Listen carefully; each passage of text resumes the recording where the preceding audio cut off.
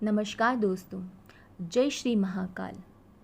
जगन्नाथ मंदिर हिंदुओं के 4 धामों में से एक माना जाता है। ओडिशा के तटवर्ती शहर पुरी में स्थित यह विश्व प्रसिद्ध मंदिर भगवान विष्णु के अवतार श्री कृष्ण को समर्पित है।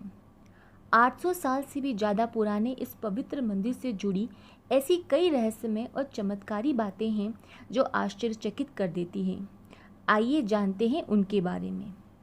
जगन्नाथ मंदिर का सबसे बड़ा रहस्य ये है कि इसके शिखर पर स्थित झंडा हमेशा हवा की विपरीत दिशा में लहराता है। वैसे आमतौर पर दिन के समय हवा समुद्र से धरती की तरफ चलती है और शाम को धरती से समुद्र की तरफ, लेकिन आपको जानकर हैरानी होगी कि यहाँ यह प्रक्रिया उल्टी है।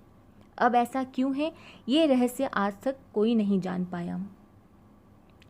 कहते हैं कि इस मंदिर के अंदर समुद्र की लहरों की आवाज़ किसी को भी सुनाई नहीं देती है, जबकि समुद्र पास में ही है।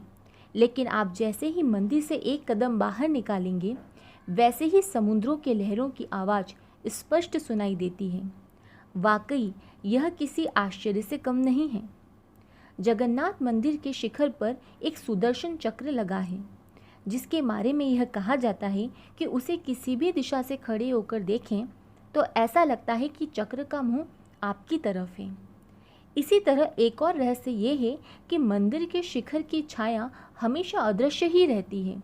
उसे ज़मीन पर कभी कोई देख ही नहीं पाता।